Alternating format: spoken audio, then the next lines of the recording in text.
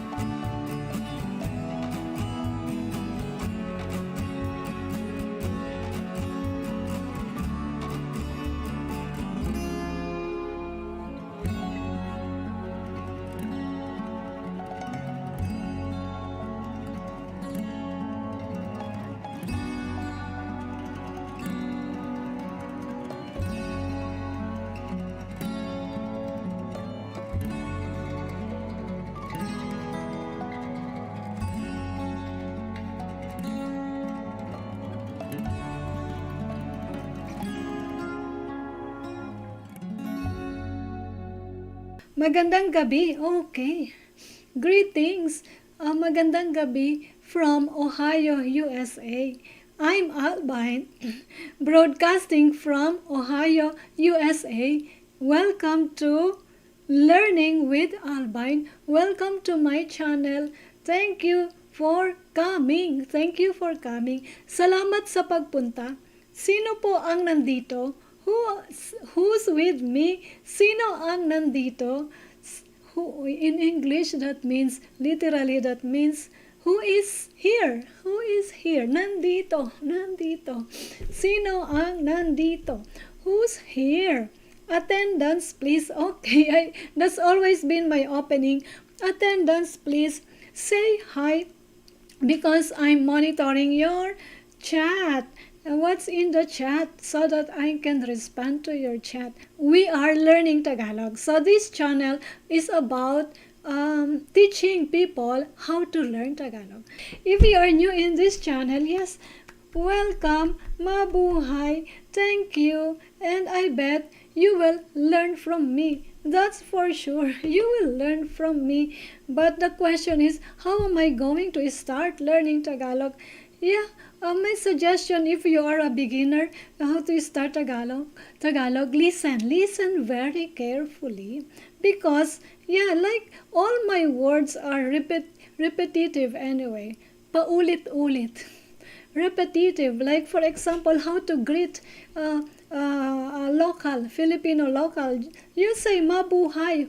Although mabuhay is not often a greeting in the Philippines, but it's nice that you will say mabuhay. So somehow or for sure, Filipino people will be able to appreciate that. Mabuhay.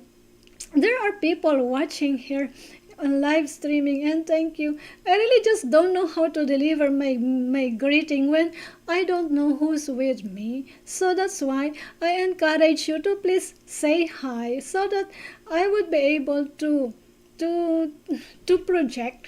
So whether I would be talking to a person who just see me today, or maybe I'm really just expecting, maybe this is like 80% of of my conviction. Hi Pedro. Hello. Yes, that's what I like to say. Magandang gabi dyan sa iyo, Pedro. Yes, just like I want to say, I'm more comfortable knowing that my viewers are repeat viewers, just like you, Pedro. Yes, I remember Pedro is always here with me live. Yes, and I really just don't know, give me idea, how did you start learning Tagalog? So how did you, to me, the way I encourage you as a beginner to start with your Tagalog is, yes, increase your vocabulary. And all the repetitions that I give to you, that's all right. Yes, I understand you don't remember it one time. So, yes, repeat and repeat. Like, for example, I say, magandang gabi. Magandang gabi. Magandang gabi means Good evening. Good evening. And of course, kumusta. Kumusta. Kumusta means how are you. So for beginners, things like that. Repetition. So yeah, and also like for tonight, our session is about Tagalog conversation. Yes, Tagalog conversation, and yeah, you know the title. It's down there in the description. But anyway, I don't want too much introduction, lengthy introduction anymore. And thank you. I have my many Bisaya friends. Okay, good to know you have many Bisaya friends. I don't know how they greet magandang gabi in Bisaya, but anyway, it's nice you are learning Tagalog. Yeah, and Bisaya people would be able to speak Tagalog also. Okay, yeah, and yes, Tagalog conversation for us today, Pedro. Who else with me? I wish that everybody in the room would be commenting down below. Yes, let's start it. I don't want to keep you waiting anymore. Kumusta ako, Pedro? Mabuti, mabuti. Yes, and yeah, and of course, always trying my very best to prepare a good what like content for you here on YouTube. Yes, remember my session always regular, and it's 10 o'clock. I don't know how to explain this. We change our time a little bit what behind in Tagalog. Umurong ang aming oras. If you are in other parts of the world like Philippines, used to be their time is 10 o'clock when we start here, 10 o'clock in the morning. But today I guess it's their 11 o'clock in the morning. Magandang umaga, Asia. Magandang umaga, Pilipinas. Yeah. Yes, and it's nice weather here if you would like to say kumusta. Yes, nice weather. I'm enjoying a little bit of warmer weather with respect to Ohio weather. It's starting to feel like winter already, but now it's a little bit warm for me, and I like warmer weather. And in the next coming days it will be colder again.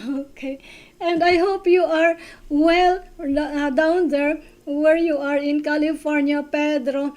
I bet it's warm there in your place. And anyone, to all of you who's with me, please grab your comfy chair. Comfy chair. Will be here for 1 hour. 1 hour today, or maybe less than. I would like to make it shorter today. Yes, maybe less than. And yes, and if ever we extend a little bit, and I know you are with me, even if we extend a little bit, there are 5 people watching. Maraming salamat.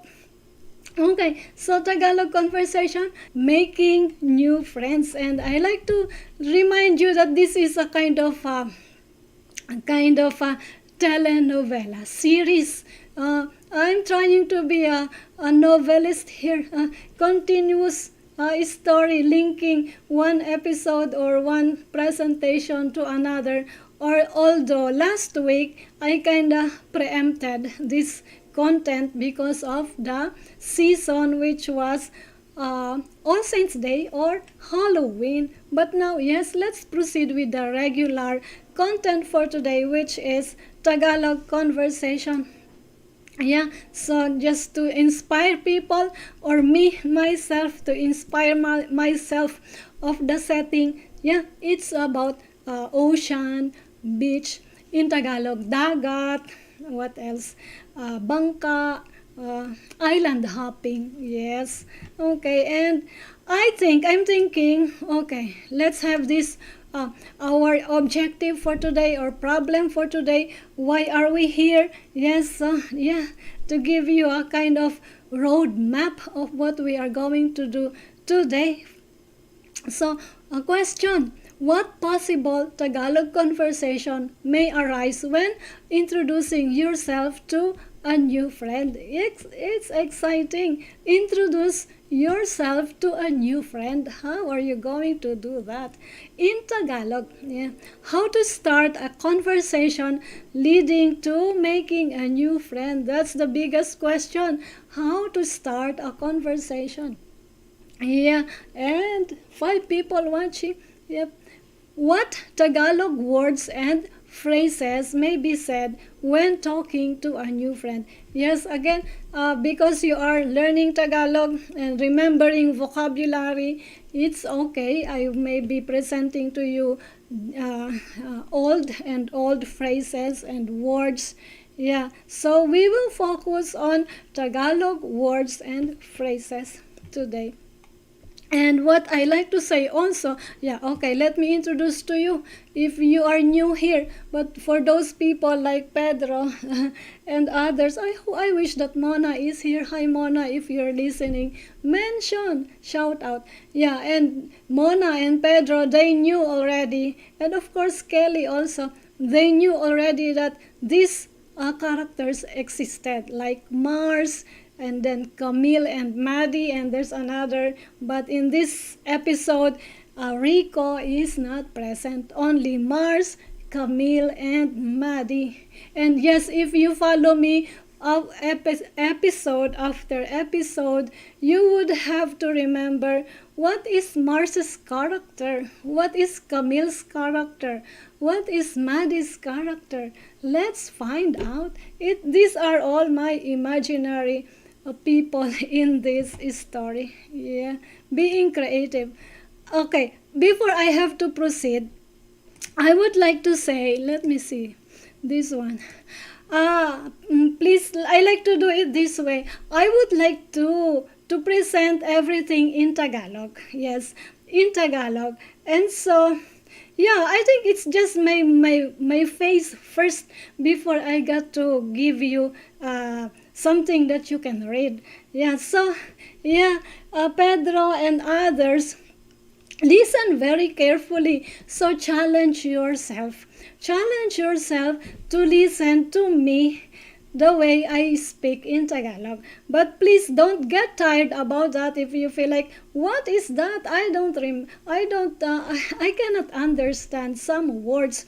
Don't worry, because when I'm done with all this presentation straight Tagalog, later I'm going to proceed get to the slide where you can see what you can read what you needed to read, and as I used to do, interpret phrase by phrase or word for word. I think that's what I like to say. So challenge yourself, listen to me the way I speak Tagalog. Yeah, okay, let's do it and tell me if it will work for you. If not, tell me if it's better to return to the way I used to do. Yeah, I like to experiment. I like to make it maybe better this time. Let's see. Help me. Okay, listen, and I like to start. Ang nakaraan. Ang nakaraan. Nagkukulitan sina Maddie at Camille sa bangka, samantalang sina Rico at iba pang mga kaibigan ay naninisid sa dagat. Tahimik lang na nagbabasa si Mars sa kabilang dulo ng bangka. At napagkatuwaan nina Camille na kunin ang kanyang atensyon. Salamat at pinagbigyan mo ang hiling ko. Ako si Camille at siya naman ang kaibigan kong si Maddie. Ano ang pangalan mo? Mars. Mars! Parang may lahing banyaga ka, Mars. Ang tangos ng ilong mo. Pero pansin ko, Tagalog naman ang pag-uusap ninyo ni Rico. Oo. Puti ang tatay ko at Pinay naman ang nanay ko. Tagalog ang ginagamit naming wika sa bahay at ang nanay ko ang nagturo nito sa akin. Ayos. Hindi pala kami mauubusan ng English sa iyo. 'Di ba, Maddie? Oo nga eh. Pero Mars, pasensya ka na diyan kay Camille. May pagka makulit siya. Naku, huwag kayong mag-alala. Hindi naman problema yan. Okay, so now I've got to the end of the conversation, and yes, let's proceed with the lecture now. I'll make it comfortable for you. I don't know if it works when you were just listening straight in Tagalog. Let's see. Let's try it this way now. Maybe you would like to appreciate, or you appreciate this now, and I would like to help you understand words and phrases, and also that interpret those Tagalog lines, yes. And yeah, I don't know if I'm comfortable about that. Maybe it will take practice for me to make it even more effective. Ang nakaraan means the previously. What happened previously? Okay, next. And then, nagkukulitan. I hope you, as beginners in Tagalog, you remember that you heard me these things. Nagkukulitan sina Maddie at Camille sa bangka, samantalang sina Rico at iba pang mga kaibigan ay naninisid sa dagat. Okay, I just like to read it for you. And listen very carefully, and I hope that you are following after me. Tahimik lang na nagbabasa si Mars sa kabilang dulo ng bangka at napagkatuwaan ni na Camille na kunin ang kanyang atensyon. Okay, let's see. Nagkukulitan. Nagkukulitan means teasing each other. So, Maddie and Camille are teasing or past tense, were teasing each other. Okay, sa bangka means in the boat, sa bangka. Samantala, this is an interesting word. This is kind of conjunction. So, samantala means in the boat, while, samantala. Yes, other word, synonym, or other, if you don't want to use samantala, you may also use the word habang, so while. Okay, sina Rico, it means Rico and other friends. Sina, yes, important if you are beginner in Tagalog language. Sina is a marker for plural person. And then, iba pa. At iba pa. So that means sina Rico at iba pa. Rico and other people. Iba pang mga kaibigan. So in this case, people for friends. Rico and other friends. Naninisid. Naninisid means diving, naninisid. Sa dagat, of course, ocean or sea, under the sea, sa dagat. So in English, you didn't mention dagat anymore or ocean. Okay? Let me say it in Tagalog. Sa English, hindi na binanggit yung salitang dagat.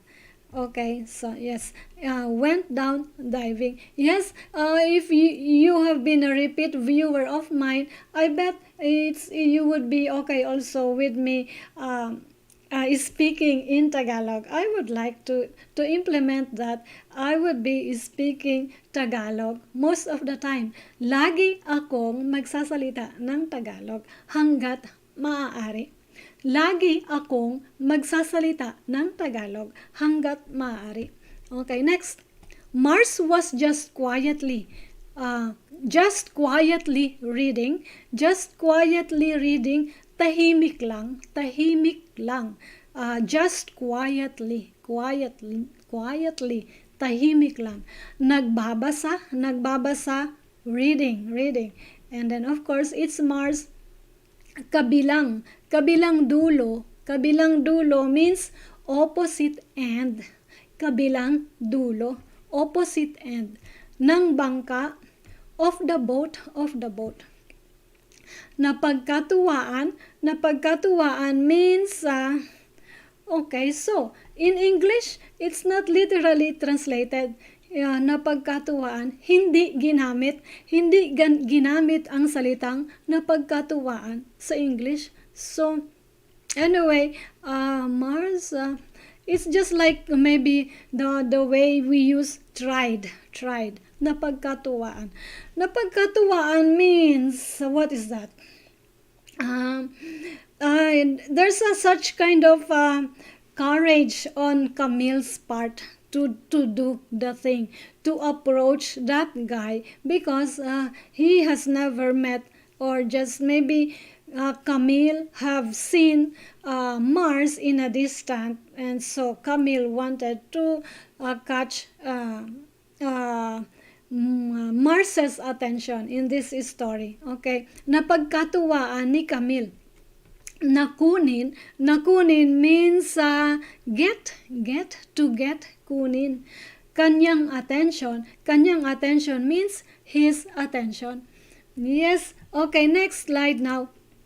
Okay, so this is what Camille said. Salamat at pinagbigyan mo. Okay, thanks, you've granted. Granted, pinagbigyan. My request, hiling ko. My request, hiling ko. Salamat at pinagbigyan mo ang hiling ko. Thanks, you've granted my request.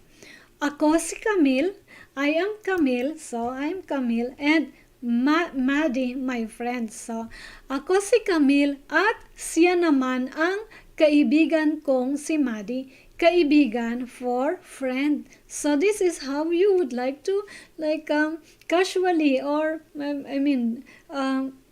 not really saying very formal. No, this is a very casual kind of introduction, because especially if you're a woman and taking your very best to, like, to gather to gather courage to approach a guy, to introduce herself, right? Ako si Camille at siya naman ang kaibigan kong si Maddie. I'm Camille and Maddie, my friend. And what's your name? So as a beginner of Tagalog, this is a good question for you. Ano ang pangalan mo? Yeah. Next. Okay.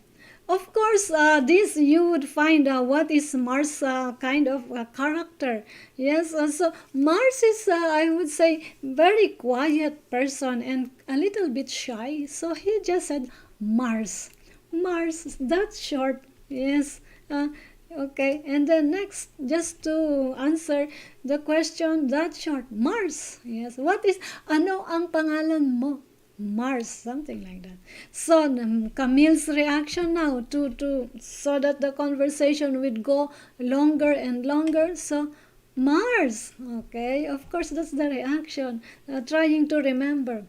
Mars, parang may lahi. Parang may lahi means parang means seems to me. Parang, yes. May lahi means foreign blood. Lahing banyaga means foreign blood. Parang may lahing banyaga ka, Mars. Seems to me that you have a foreign blood, Mars. Yes. Ang tangos ng ilong mo. Yes, I am a Filipino. I don't have this matangos na ilong. Wala akong matangos na ilong. Yes. So, ang tangos ng ilong mo. Your nose is tall. I'm not sure if tall is the good word here. In the Philippines, we say pointy nose or pointed nose. That's what we say in Filipino. If we are talking about ours, like, kung kami lang ang nag-uusap. If we are talking at each other, comparing our noses with foreigners' noses. Ang tangos ng ilong mo. So that means your nose is tall. Yep.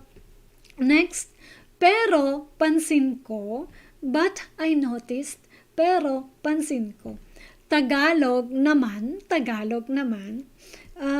Okay, I hope you already know why word there is naman. Let me try to differentiate this one tonight. Oh, when there's naman and when there is no naman. Okay. Pero pansin ko Tagalog naman. Okay. Naman, there's no direct translation for the word naman. Let's move to pag-uusap. Pag-uusap means you talk. Yes, you talk, the two of you talk. Yes, you communicate, pag-uusap. You converse, conversation, your conversation is you're talking in Tagalog. Yes, talk in Tagalog with Rico. Yes, pag-uusap ninyo. So that means exchange. Pag-uusap ninyo, exchange with Rico. Okay, so let's see. Pero pansin ko, Tagalog ang pag-uusap ninyo ni Rico. So in that statement, walang naman. There's no naman word. Pero pansin ko, Tagalog ang pag-uusap ninyo ni Rico. So if there is no naman, that means like I'm talking as if granting that I'm Camille. Let me see. Let me see my face here. Granting that I'm Camille, without naman, I am sure, 100% sure that they are speaking in Tagalog. Yes, if there is no naman. So let's see, let me say it again. Pero pansin ko, Tagalog na, okay, without naman. Pero pansin ko, Tagalog ang pag-uusap ninyo ni Rico. Again, pero pansin ko, Tagalog ang pag-uusap ninyo ni Rico. In that case, really, so that statement is very, I feel, if I am Camille, I feel like I'm very sure, very, very sure that they are, or in that case, Mars is talking in Tagalog. But with naman, listen to me, when there is naman here. Pero pansin ko, Tagalog naman ang pag-uusap ninyo ni Rico. Okay, so with naman, that's why I call it word helper naman. So it's kinda, I'm not so sure that you are really speaking in Tagalog. So that's that's how naman would function in that statement. Pero pansin ko, Tagalog naman ang pag-uusap ninyo ni Rico. So that's the difference really. It just helps to give the emotion more accurate, right? Because you see, words are just very fixed. It's fixed. So that's how what creative our ancestors were with the use of naman words. Yes. And I find it fascinating to really study, even if I'm the native speaker of the language. I find it fascinating to study and understand this construction of our sentences.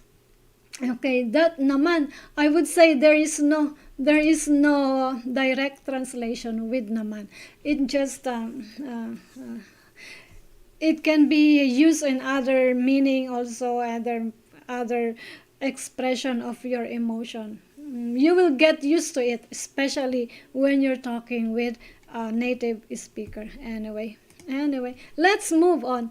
Okay, this is what Mars said. Oo. Oh yeah, oo. Oh yeah. Puti ang tatay ko. That means my dad is white. My dad is white. Puti ang tatay ko. Puti for white. Dad, tatay, yeah. At, of course, for and at. And then, Pinay naman. Here again is naman. In this case, I will tell you why there's naman here. Pinay naman. My mom is a Filipina. My mom is a Filipina. Pinay naman ang nanay ko. Okay, puti ang tatay ko. Pinay naman ang nanay ko. Puti ang tatay ko, Pinay naman ang nanay ko. So that means The use of naman here means on the other hand. Yeah, on the other hand in English. So I didn't use it here. On the other hand, my mom is Filipina. So yes, this is one meaning, one of the many meanings of naman. Puti ang tatay ko, Pinay naman ang nanay ko. Okay, yes, next. Tagalog ang ginagamit. Tagalog ang ginagamit means we speak Tagalog at home. Tagalog ang ginagamit namin for, that's why we hear namin. But it's not literal translation of we versus namin. No, because namin is possessive, whereas we is personal pronoun. Okay, ginagamit naming wika for a language. Yes, language. So Tagalog, if you would like wika and language here, so we speak Tagalog language at home. So it's not necessary anymore. But in Tagalog, Tagalog ang ginagamit naming wika. It could be so that you are talking of Tagalog as a language. Sa bahay, that means at home, at home. Ang nanay ko, my mom, nagturo for taught me.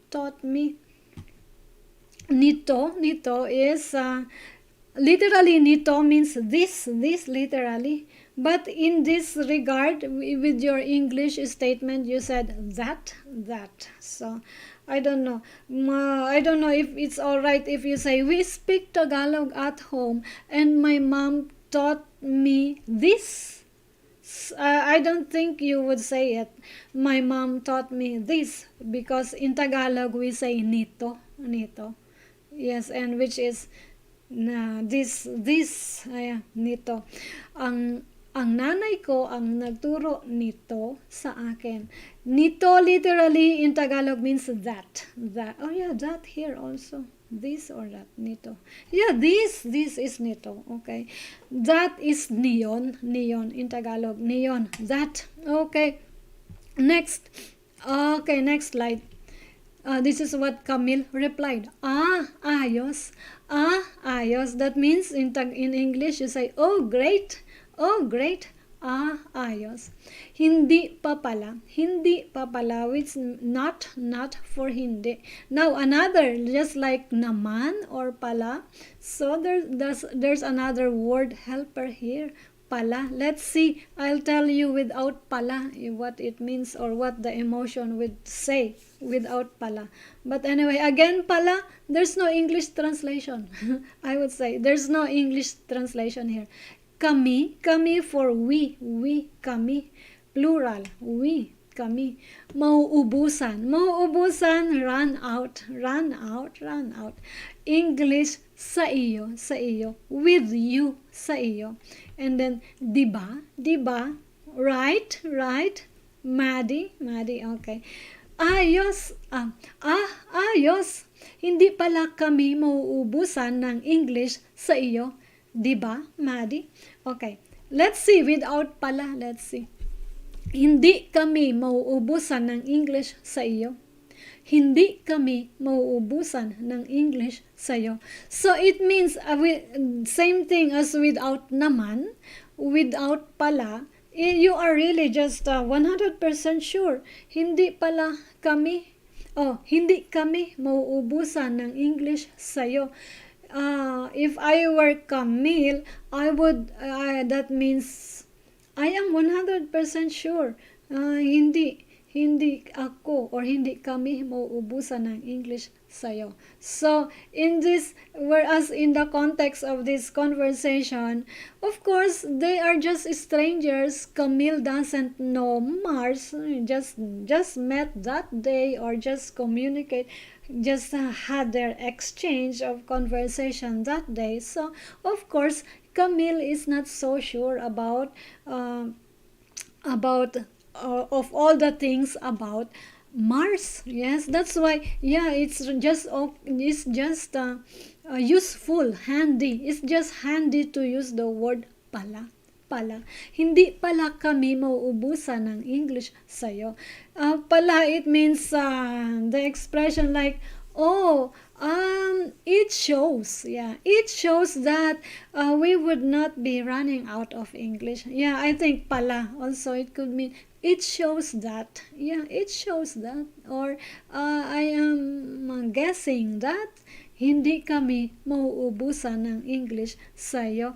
Yes, I hope I make sense and I hope my commentaries are helpful. Tell me if it's helpful and thumbs up, please. Yes, thumbs up and comment helpful, please. Otherwise, you say, what is the opposite thing? Not helpful. Tell me, I'm okay with that. Yeah. Okay, next. Maddie. What did Maddie say? Oo nga eh. Oo nga eh. Oh, my spelling here is wrong. It must be double D. I must be consistent. Okay. Maddie. Oo nga eh. Okay. Oh, yes. Oh, yes. Oo nga eh. Yeah.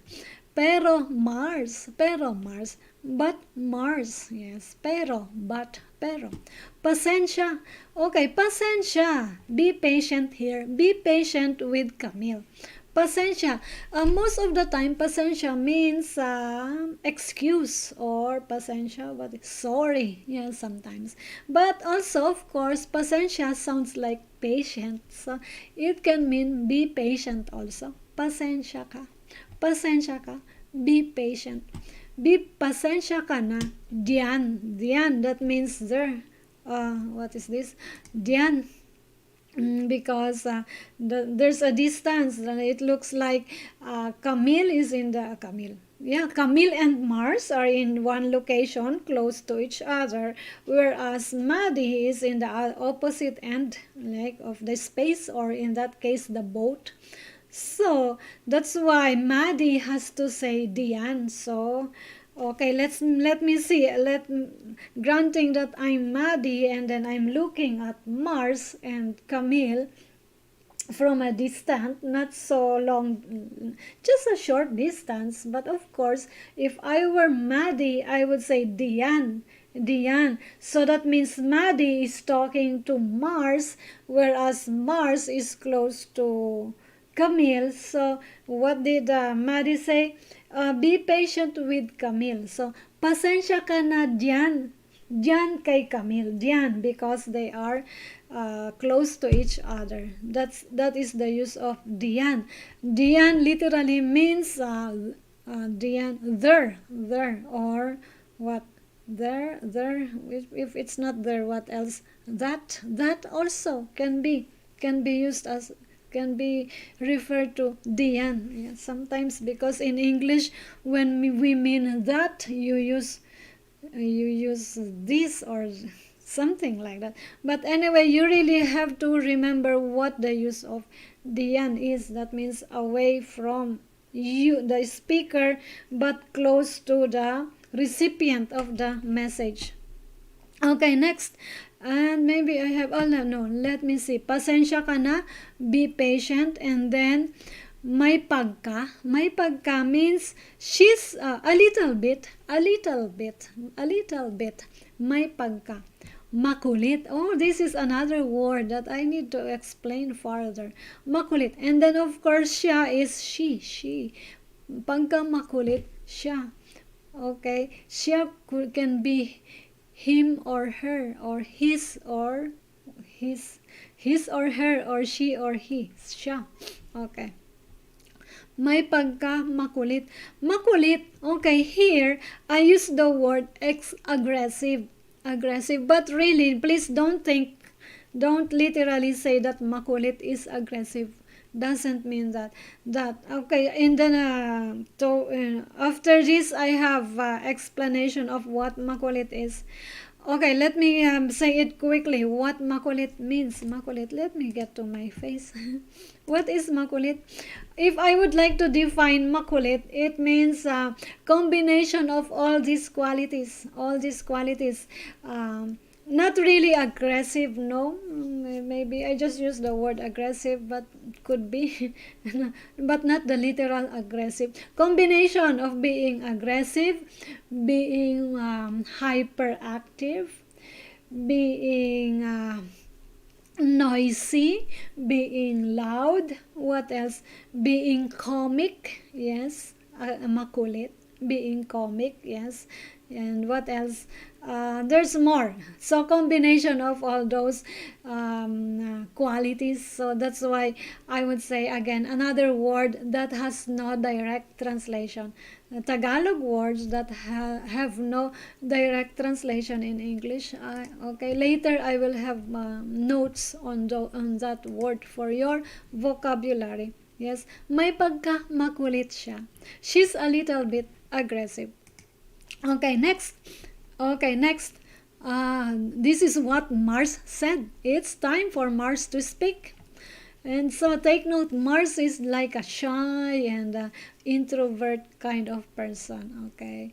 And yeah, and as you see on this story, and the story says that Mars is not really a native Filipino. Yes, interesting. So in that regard, Mars is just temporary staying in the Philippines and trying to, or maybe of course he's not really looking around for some friends. So it's just circumstances that he is being what being that some people are in front of him to make friends with him. That's the flow of the story. Okay. Naku, huwag kayong mag-alala. Yes, that is what Mars said. Naku, huwag kayong mag-alala. So that means, well, naku. Yes, naku is a famous Filipino expression. It doesn't always mean well. Sometimes there are lots. If you are with me on 101, 101 premium class, I am introducing these words and others really, and I'm giving lots and lots of examples with all these words. So consider one-on-one premium tutorial with me, and it will make you, it will accelerate your Tagalog fluency. Yeah, just consider. Naku, huwag kayo means don't worry. Don't worry. No. Don't you. Huwag kayo. Don't you. Yes. Mag-alala. Mag-alala means worry. Yes, worry. So, huwag kayong mag-alala means don't worry. And then, hindi naman problema iyan. Hindi naman problema iyan. That's not a problem. Hindi naman. Again, there's naman. I don't need to explain anymore about naman. It was there already in my previous discussion. Okay, here. Hindi naman. So that's not a problem at all. At all. Yeah. Hindi naman problema yan. Okay? Not a direct translation, but interpretation or equivalent to how you say it here in English. I believe so.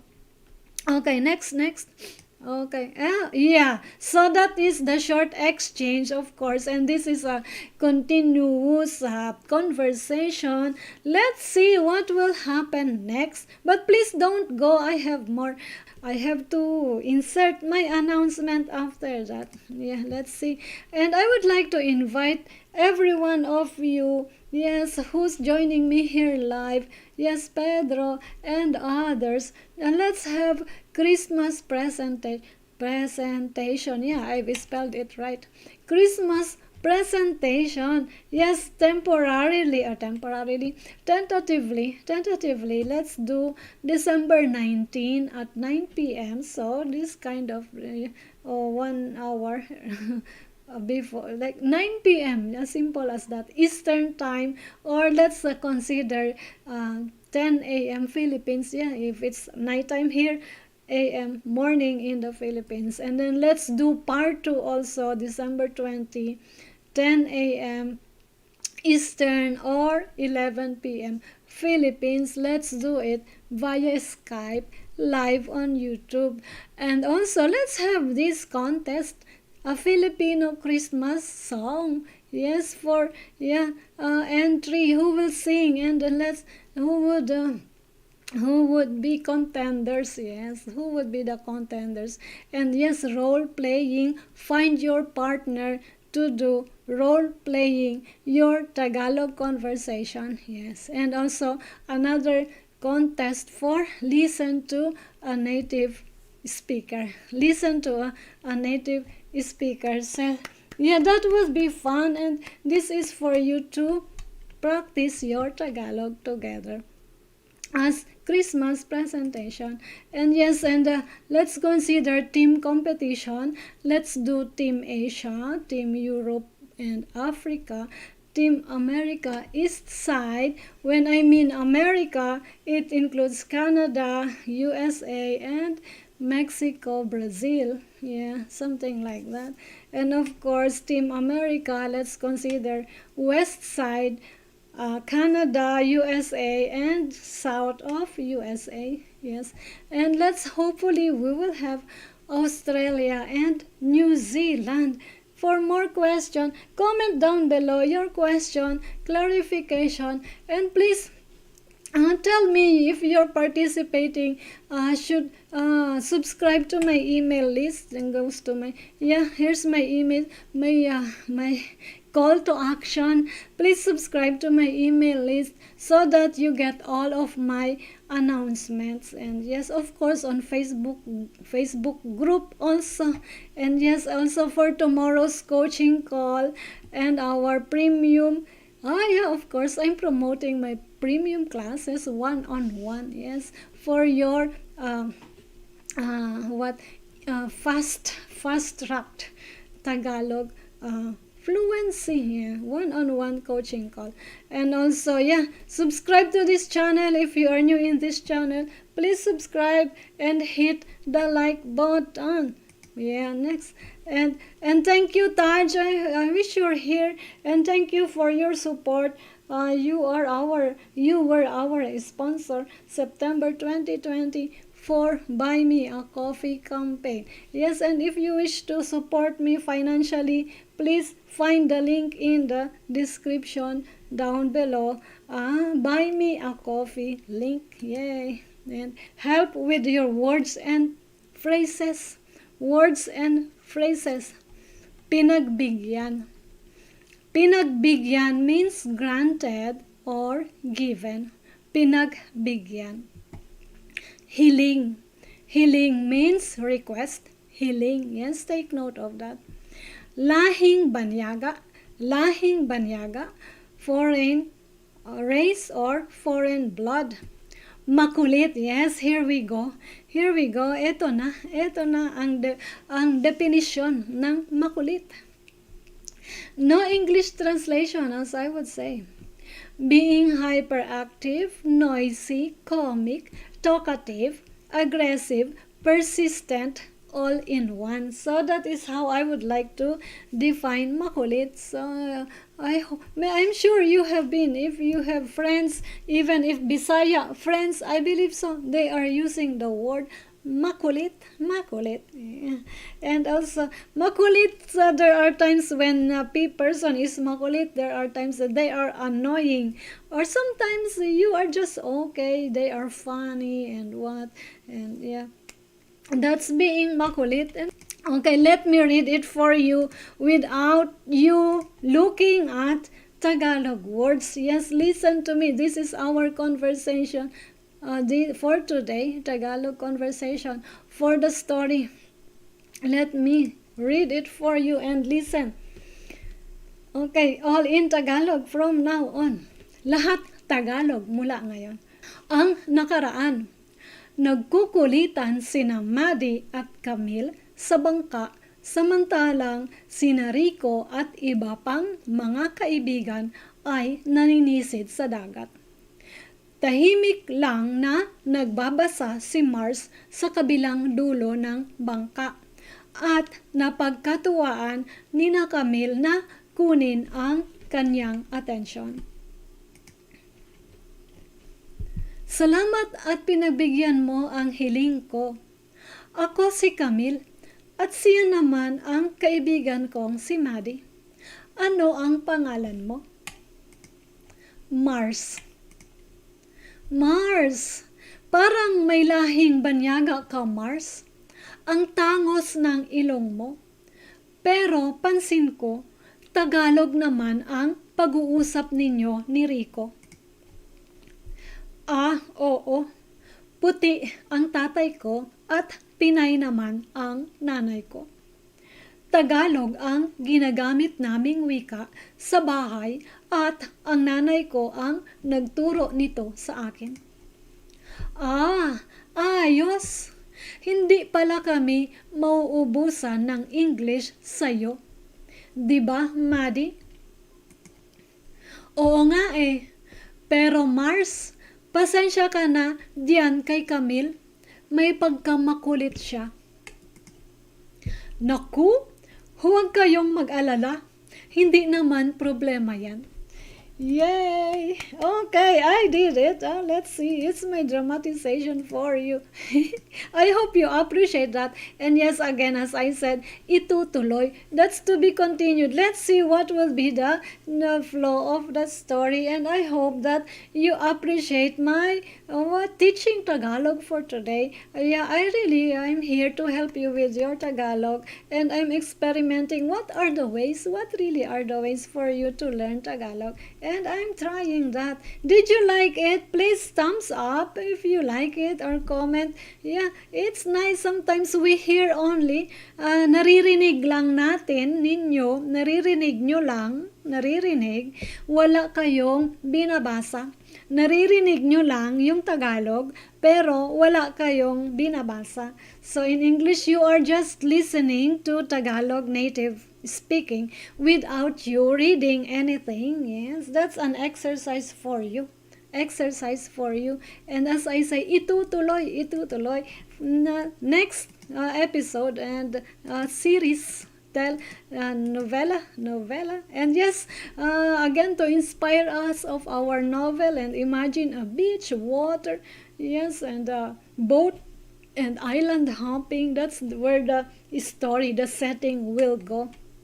Yes, for the next episodes. And yes, let's conclude. No question. Yes, maybe. I hope that you are enjoying. If not, tell me. I have email if you are afraid of public comment. Yes, connect with me in private. It could be via email, Tagalog with Albine at email.com, or also subscribe to my email list the description. Get the link down there in the description, please. And to wrap up this episode, let's have this one, the following. You're given a Tagalog conversation that may arise when introducing yourself to a new friend. Yes, introduce yourself. This is just an example how to approach a possible new friend. Yes, especially if it's a group gathering or party. Yes, you saw one possible way of starting a conversation that will lead to making a new friend. You have learned few Tagalog words and phrases today. And also, I'd like to add again. Let me add this one. And maybe you have been really learning Tagalog for a while and like introducing your Tagalog. You're introducing yourself in Tagalog. Like I would say, ako si Albine. Kumusta ka? For example, Pedro. Kumusta ka, Pedro? Ikinagagalak kitang makilala. So you say that kind of script, right? Ikinagagalak kitang makilala, Pedro. Or sometimes you would also say, ikinagagalak kitang makilala, Albine. The truth is, we really don't say that. We as Filipinos, being as new to the group or being introduced to a new friend, hindi namin sinasabi yun. We don't say ikinagagalak kitang makilala.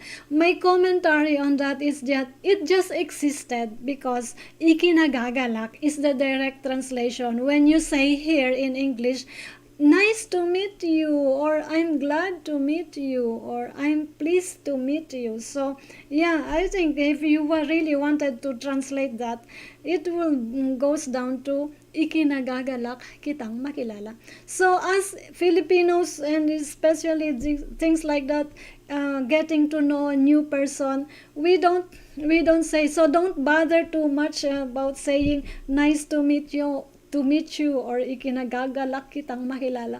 Don't bother too much about that. It's really not part of our, yes, being in touch with a new friend. No, don't, no, no. It's just us Filipinos, it just show us being friendly, like picking one item that's interesting to start a conversation, like your nose, matangos ang ilong, something like that. Ang puti mo, ang ganda ng buhok mo, something like that. Ang ganda ng buhok mo, yes. And yes, also like a simple question as, saan ka nakatira? Where is your residence? Or saan ka nanggaling? Those are the kind of, how would you like to start a conversation with Filipino? Things that at a personal level, to us it's okay. But if you're not part of the culture, it can be uncomfortable to you. But please, I really just want to, I am ambassador between Filipinos and foreigner. Yeah, be used to it. Filipinos want information at a very personal level. Yes, kumain ka na, things like that. Did you eat? Saan ka nakatira? Kailan ka uuwi? When are you going home? Kailan ka babalik? May asawa ka na? Are you married? Dalaga ka ba? Single ka ba? Binata ka ba? Yes, those things, and I hope you appreciate that. I'm sorry for my additional notes, and I believe so you like it. You like those information, and yeah. Okay, so I'm ending. I don't want to keep you longer now anymore. It's night time, or if you are in Asia, it's what, late for you. And if you are in Europe, magandang hapon. Yeah. And I'm sending love, healing, protection, light, happiness, angels, good relationships your way. Maraming salamat, maraming salamat. Mabuhay. Magkita tayong muli. Magkita tayong muli. Hanggang sa muli. Hanggang sa muli.